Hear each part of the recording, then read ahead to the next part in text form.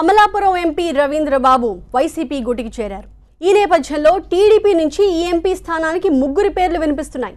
వీరిలో ముందు వరుసలో ఉన్నారు అమలాపురం మాజీ ఎంపీ హర్షకుమార్. ఆయన గతంలో కాంగ్రెస్ పార్టీ నుంచి గెలుపొంది ఎంపీగా పనిచేశారు.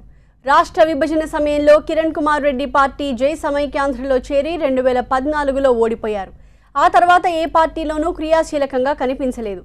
దీంతో హర్షకుమార్ టీడీపీ నుంచి టికెట్ ఆశించే వారిలో ముందున్నారు. అమలాపురం నుంచి 2 పర్యాయాలు ఆయన గెలుపొందారు. నియోజకవర్గం తన హయాంలో చక్కగా అభివృద్ధి చెందిందని చెప్తున్నారు హర్షకుమార్. తనకు టికెట్ ఇస్తే గెలిచే బాధ్యత తనదని హామీ ఇస్తున్నారు. ఇక మరోవైపు మాజీ మంత్రి గొల్లపల్లి సూర్యారావు కూడా టికెట్ ఆశిస్తున్నారు.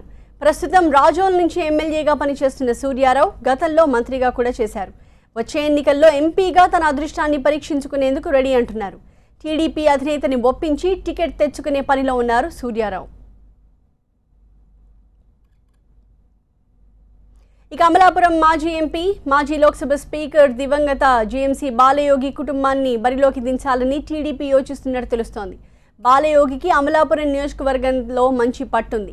వరుసగా 2 సార్లు గెలిచి లోక్సభ స్పీకర్ పదవికి వన్నె తెచ్చిన వ్యక్తిగా బాలయోగికి పేరుంది.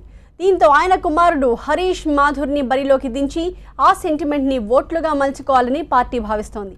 అయితే హరీష్ మాథుర్కి ఎలాంటి రాజకీయ అనుభవం లేకపోవడం మైనస్గా ఉంది. అయినా కానీ మాథుర్ని బరిలోకి దించేందుకు ప్రయత్నాలు ప్రారంభిస్తోంది సైకిల్ పార్టీ. వైసీపీకి మొదటి నుంచి ఇక్కడ గట్టి అభ్యర్థి లేరు. దీంతో రవీంద్రబాబుని పార్టీలోకి ఆహ్వానించి తన బలాన్ని పెంచుకుంది. ఇన్నాళ్లు ఖరారుగా ఉన్న ఎంపీ స్థానాల్లో అమలాపురం కూడా చూసుకున్న తెలుగు తమ్ముళ్లకు ఈ చేరిక గట్టి షాకే అని చెప్పాలి. దీంతో సెంటిమెంట్తో పాటుగా పట్టున్న నాయకుల పేర్లను కూడా పరిశీలిస్తోంది టీడీపీ.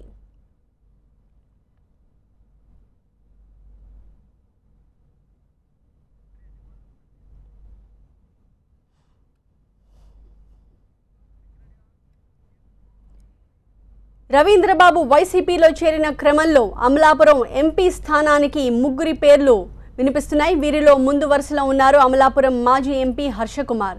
ఆయన గతంలో కాంగ్రెస్ పార్టీ నుంచి గెలుపొంది ఎంపీగా పనిచేశారు. రాష్ట్ర విభజన సమయంలో కిరణ్ కుమార్ రెడ్డి పార్టీ జై సమైక్యాంధ్రలో చేరి 2014లో ఓడిపోయారు. ఆ తర్వాత ఏ పార్టీలోనూ క్రియాశీలకంగా కనిపించలేదు. దీంతో హర్షకుమార్ టీడీపీ నుంచి టికెట్ ఆశిస్తున్న వారిలో ముందున్నారు. అమలాపురం నుంచి 2 పర్యాయాలు ఆయన గెలుపొందారు. అభివృద్ధి చెందిందని చెప్పుకొస్తున్నారు హర్షకుమార్. తనకి టికెట్ ఇస్తే గెలిచే బాధ్యత తనదని హామీ ఇస్తున్నారు.